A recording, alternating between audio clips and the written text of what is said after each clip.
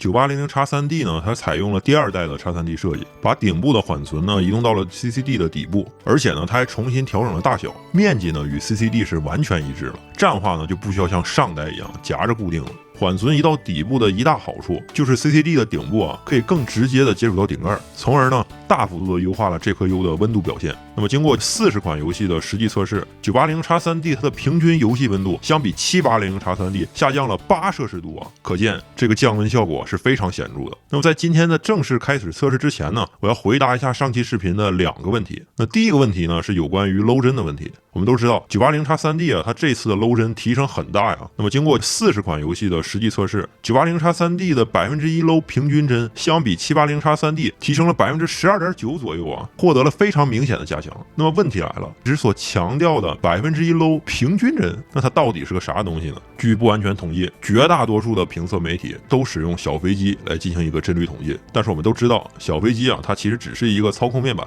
真正起作用的是 RTSS 呢在 low 帧的统计方面提供2种策略，直译的话呢分别是线性与积分。我们先来看一下最经典的线性算法，也叫平均数统计法。这种方法的测试结果呢，可以保证你测试过程中的 99% 的帧数都会高于 1% low 的结果。那 RTSS 的作者呢也提到，这是一种更传统的算法，它侧重的呢是整个测试过程中最低的 1% 的边缘帧数，然后呢再取一个平均值。而 RTSS 目前默认采用的是另外一种所谓的积分算法，也叫时间性统计法，这是目前各大媒体都在用的方法。它的测量结果呢，可以保证你在测试过程中的 99% 的时间游戏的帧数都会高于 1% low 的结果数值。那 RTSS 的作者呢也更喜欢这种策略，他在文字描述中呢特意强调了这是一种计算起来更复杂，但是呢更有代表性的算法。你听起来不错是吧？貌似要比上面的传统算法要更好而且还可以更能直接观测到最卡顿的数据。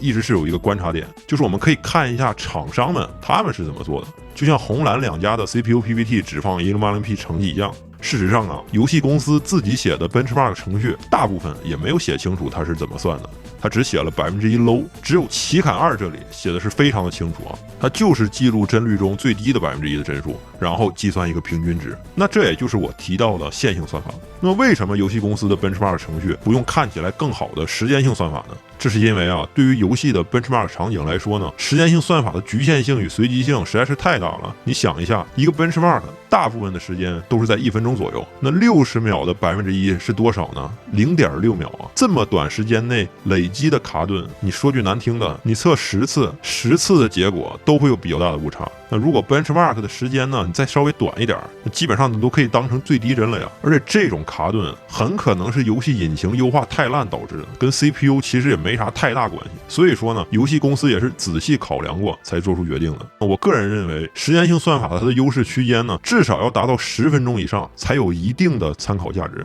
否则时间过短的话，那真的就是图一乐了。那试问各位评测人员，你怎么可能一个游戏一个分辨率就要跑10分钟以上，而且还要全程保证测试路径是完美的、可复制的？因为你不能用 benchmark， 那这显然是不切实际的。而且时间性算法呢，它随着时间的推移，优势区间呢也会逐渐消失，因为你的时间如果过长的话，low帧与线性的数据也几乎会相等。所以说从这个角度来说呢，我个人觉得线性测试反而是跑 benchmark 时更有价值的算法。而且呢，它也是绝大多数游戏厂商的内置选择。所以说呢，很早之前我就清清楚楚的标明了我的成绩是 1% low 平均帧，而不是积分帧。那另外的话呢， low 帧测试的坑爹地方还不止于此首先，很多人使用小飞机进行测试，测试的开始与结束都要手动摁一下。那这样的话呢，就相当于把误差翻了2倍因为你很难保证每次测试的时间是完全一致的。而像开 FrameX 这种专业软件呢，你可以自己手动输入测试的时间，只需要开始摁1次就可以准确的进行记录，可以完全规避掉小飞机的第2次的手摁误差，是更为优秀的测试方法。那另外呢，我还观测到你在摁下按键开始记录帧率的一瞬间，帧数可能会受到一个不稳定的影响。比如说呢，各位在视频中看到了帧声曲线现在的一个小尖刺，就是我摁下了开始记录按键导致的。就这么一点点的波动，它都有可能坏了一锅汤。所以说呢，为了规避这个问题，开 FrameX 呢，它还可以设置帧率捕捉延迟。也就是说呢，你摁下去按键之后，有，它可以延迟几秒钟再去记录。那这样的话呢，就可以再次降低测试过程中的误差数值，让你的结果呢更精准。此外呢，每个游戏的 benchmark 时间都不一样，那我从哪里开始到哪里结束，都需要评测人员做非常全面的规划。这些方面都提前做了很多大家看不到的幕后准备。试问各位兄弟们，你们平时呢也看了不少评测，那这些细节真的有那么多人注意到了吗？那更别提上期我已经提到过，过于复杂的 OSD 功能呢，以及数据的高采样率，它也是会影响漏帧的。所以说呢，漏帧这个事情真没大家想象的这么简单，还是要更仔细的去观察。那这里呢，我再说一个小技巧 ，RTSS 啊，你把这个选项从无限改成循环之后，就不用手动刷了。比如说我这个 COD 现在呢在着色器编译，帧数呢很卡，漏帧呢很低。但是渲染好之后呢，因为循环刷新，漏帧的数据很快它就正常了。但是电脑评估游戏性能复杂的地方呢，它在于它并不是说1%漏帧高玩游戏就一定万事大吉。最稳妥的方法还是要把真生成时间的原始曲线给拉出来进行一个对比。我以 PUBG 为例吧，首先看平均帧率方面呢，相同的录像回放 980x3D 的帧率曲线明显更高，那越高呢它就代表帧数越高。而 780x3D 呢，我们可以看到还存在一次掉帧的情况， 980x3D 呢则不存在。在没有对数据进行任何对齐处理的前提下，两个曲线的波动呢近似程度还这么高，说明这是一对抓取时间很准的数据。实际的真生成时间原始数据曲线方面呢，黄色的 980x3D 明显的整体底盘更稳，而且即便是因为游戏引擎问题出现的帧数波动，无论是次数还是最高值，都要比 780x3D 更为优秀。因此我们可以认定 980x3D 的帧率稳定度表现确实是要比 780x3D 来得更好。在最后的实际统计环节呢，我还同时加入了2种漏帧计算的数据。我们可以看到，无论是哪一种算法，980x3D 都遥遥领先于 780x3D。 因此贴吧几天前谣传的什么 980x3D 漏帧不稳定，那纯属是瞎说，大家千万别信。比较可惜的是，因为时间关系，这期视频我不能把所有游戏的原始曲线图都拉出来给大家看。那接下来第二个问题就是 AMD 自从引入分频机制之后，内存是上8000毫还是6000毫？我们以 980x3D 为例，分别采用8000C38与6000C28来进行一个测试。从 IDA64 的成绩来看呢，不分频的6000C28呢，貌似在延迟方面有1到2纳秒的优势，而8000的内存呢，表面上看起来是没有什么出彩的地方的。但是分频之后的8000内存呢，有一个小优势，就是 CPU 的内存控制器啊，它的压力是小了很多呀，因为它的工作频率更低了，这对 AMD CPU 的功耗与电流分配可能会有极低的细微影响。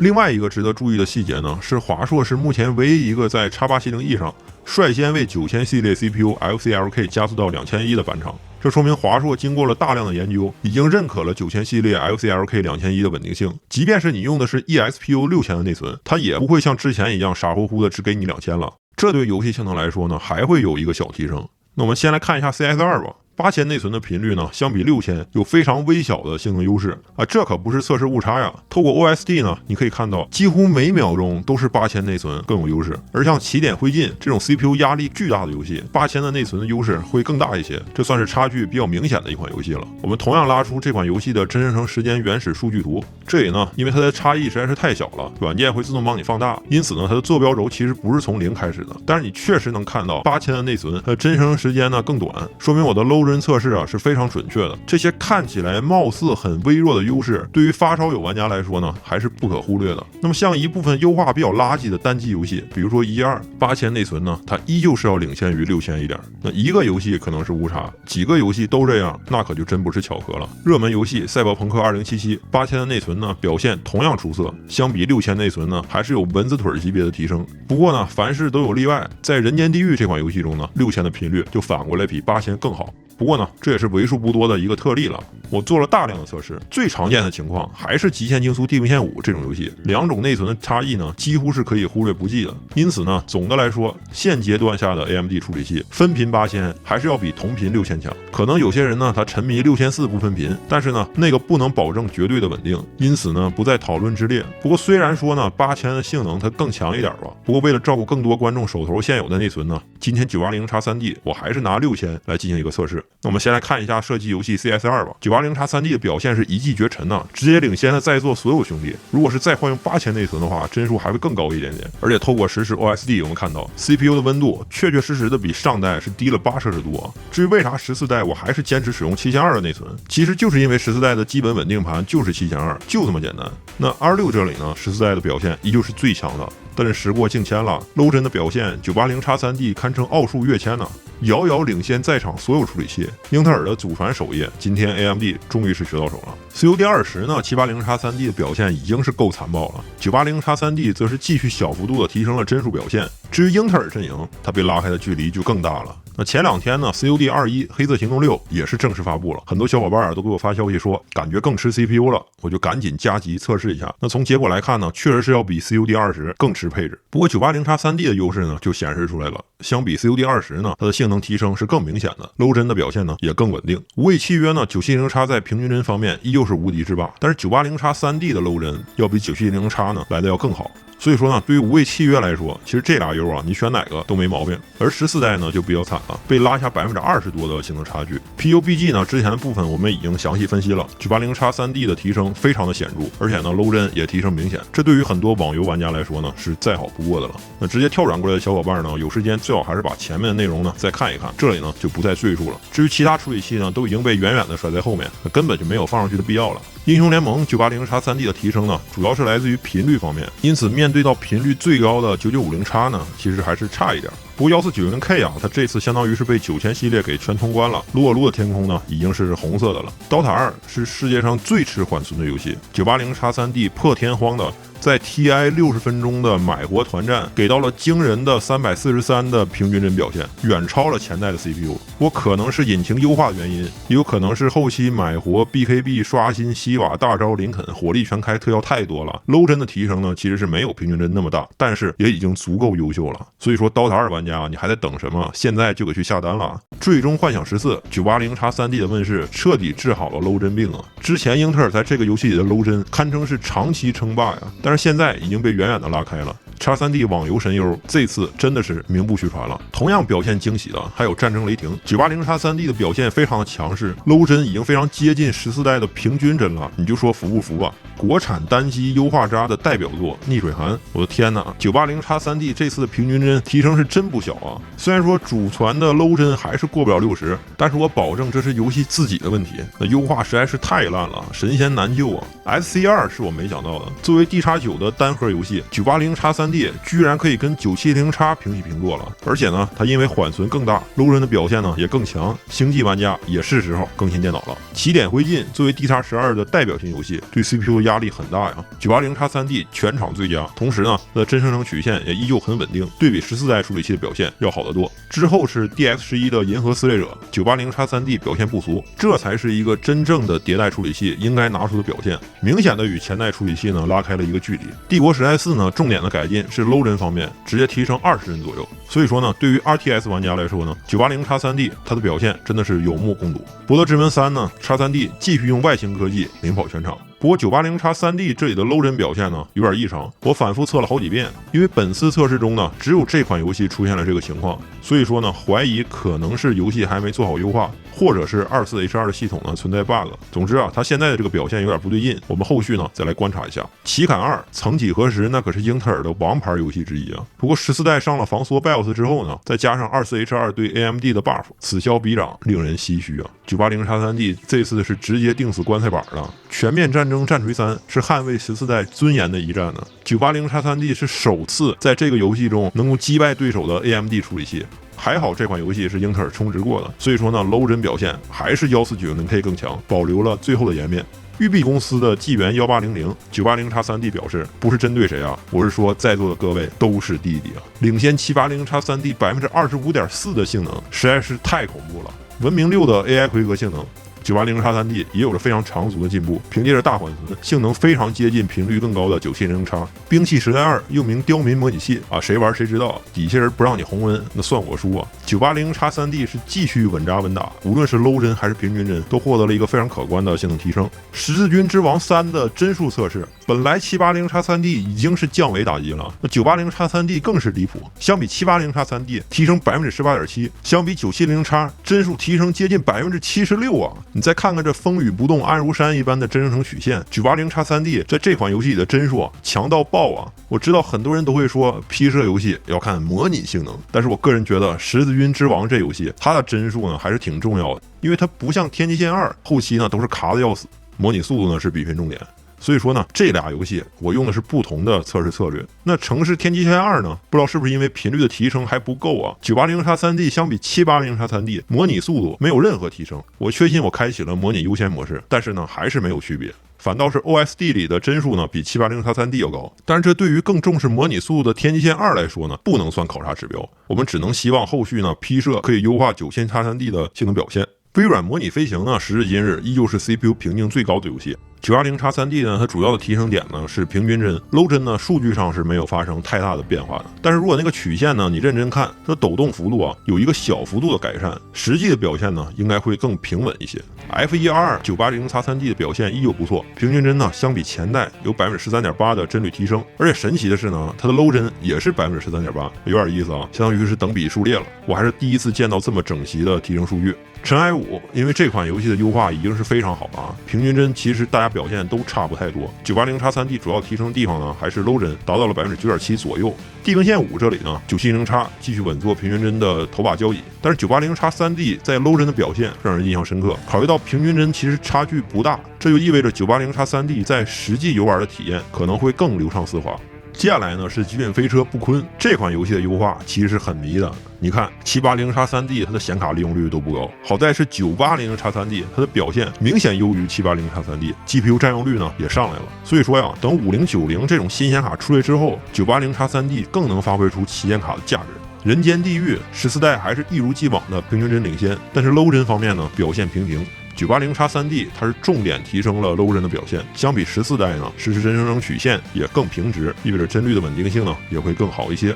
一界2呢是一款优化非常垃圾的游戏， 980x3D 的提升非常明显，这就是典型的游戏优化不够，硬件来凑，凭借着更高的频率与Zen 5架构，成功实现了力大专飞。战锤 40K 星战2，这是一个对整机全部零件都有很高负载的新游戏，对 CPU、内存、显卡都提出了严峻的挑战。980x3D 是不负众望啊！面对如此高压下的测试环境，帧率依旧是稳中有进，平均帧呢提升 6.8%， low 帧提升了 7.9%。僵尸世界大战这款游戏呢是 AMD 赞助的，14代是被彻底刷到后面去了。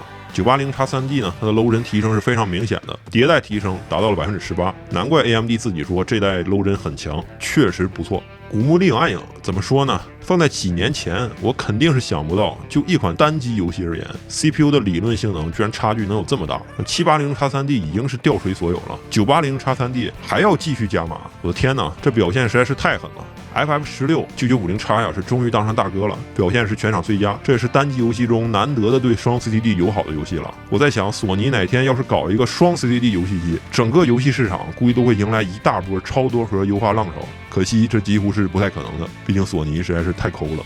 FC6 之前同样是英特尔的优质项目， 980x3D 无论是平均帧还是 low 帧都把14代甩在了后面。FC6 重进以后再也不是 AMD 害怕的测试项目了。幽灵行动断点是一个优化非常抽象而且非常迷惑的游戏， 980x3D 我测试了好几遍呢，平均帧确实是有一丢丢的后退，但是 low 帧的表现呢提升还是很明显的。不过要我说呀，这游戏还给是悠悠真正的全场最佳，只可惜啊今天雾有点大就来不了了。看门狗军团呢 980x3D 继续保持出色的迭代提升，14代呢与Zen 5的普通系列 CPU 呢表现差不多。那 AMD 这手独特的 X3D 产品线确实是一招妙手，纯粹的游戏 CPU 专为游戏而生，你想干掉 X3D 确实是太难了。刺客信条幻景呢是英特尔赞助的游戏，这里呢14代的表现还是不错的，可以领先普通Zen 5一截，但是呢还是打不过 X3D。 事实证明大缓存比充钱都好使啊。赛博朋克2077 980x3D 相比 780x3D 有小幅度的提升，14代处理器呢则整体表现不佳，被970X呢拉开了比较明显的一个差距。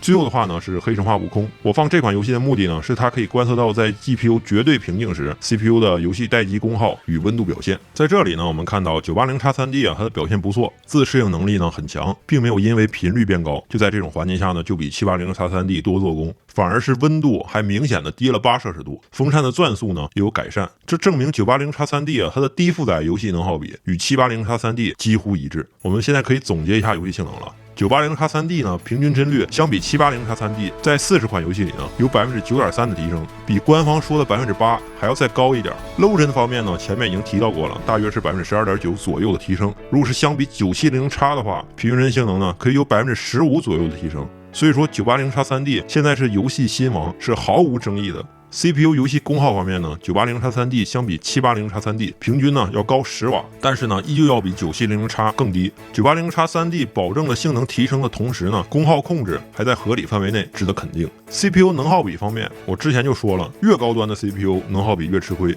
之前的黑神话悟空同为游戏待机状态 ，980x3D 与 780x3D 功耗差不多。所以说呢，虽然 980x3D 相比 780x3D 在总体的能耗比表现有一些退步，但是那主要是因为为了获得额外的性能提升 ，980x3D 的频率是超过了自己的最佳能耗比区间，这个呢是很正常的现象。因为我们注意到 980x3D 啊，它的能耗比相比 970x 来说提升了 23.7%， 那无非就是多了一个大缓存嘛，提升就有这么多。x3D 真是一个大杀器。那游戏温度方面呢，相比 780x3D 980x3D 呢是要降低了8摄氏度，甚至是比 970x 还要低1摄氏度啊。第二代 x3D 的缓存的位置变化带来了非常不错的收益。也正是因为温度的降低 ，980x3D 的实际噪音体验也看齐了 970x。x3D 不热了，也不吵了，这可是解决了上代产品的一大心病啊！玩家实际到手体验获得了史诗级的提升啊！与此同时呢 ，AMD 还强调 980x3D 啊，它因为改进了散热，现在已经支持全模式超频了，与9000系列的常规处理器一样，你可以选择 PBO 超频、Offset 超频、定压定频、超外频等等方式。所以说呢，为了给大家展示基本盘，我这里选择最稳的 PBO 加200兆赫兹的超频，而且呢，我没有做任何的其余调整。可以看到，搭配上内存超8000呢 ，CS2 的帧数有了一个进一步的提升 ，low 帧的表现呢也更出色。x3D 的潜力啊，还是可以有待玩家去进一步挖掘的。另外一款游戏《赛博朋克2077》中呢，超频后的游戏体验进步也很明显。那相信高手玩家到手之后呢，配合上负压甚至是超外频，实际的效果会比我这个超保守的设定表现呢要更出色。所以说呢，看完整个视频，大家也都明白了，现阶段打游戏最强的方案就是 980x3D 搭配一个 B650 主板，主打一个该省省该花花。980x3D 啊，它的功耗低 ，AMD 所有的 B650 都能轻松胜任。同时呢，它还提供包括 CPU 频率在内的全超频功能，这是隔壁 B 系列主板不具备的一个优势。而且呢，以后还可以直接换下代，甚至是下代的 x3D， 真正的一步到位。不过说到主板呢，我就忍不住想吐槽一下 ，AMD 与翔硕呢也要更上心，增加更多的可扩展性，必须要提上日程了。只有这样 ，A 加这边的主板生态呢才会更好。所以说呀 ，AMD 与板厂应该要一起扛起这个责任。此外呢，我想再提一点 ，AMD 的 x3D 产品线呢是专门打游戏用的，所以你千万不要再说什么 x3D 是偏科处理器了，这些话说出来只能是徒增笑料啊。文道有先后，术业有专攻嘛。980x3D 在游戏领域现在是仿佛拥有钢铁之躯，像个游戏超人一般，就矗立在那里。那些想拥有全世界最强游戏性能的少年们，不用犹豫了，冲就完事儿。所以说，如果你觉得这期视频呢对你有帮助的话，我非常恳请你帮我点个关注和订阅，这对我真的很重要。大家的关注越多，我能测到的东西呢也就越多，这妥妥的双赢，是不是？今后也会继续专注在游戏领域，做海量的游戏测试，争取呢给到各位最详实的数据。我再次感谢所有观众，是你们呢让我相信2024年的今天呢，长视频依旧有市场， PC 视频依旧拥有不逊于手机测试的影响力。所以说呢，你是怎么看待 980x3D 的呢？欢迎在评论区发表意见。各位朋友，我们下期再见。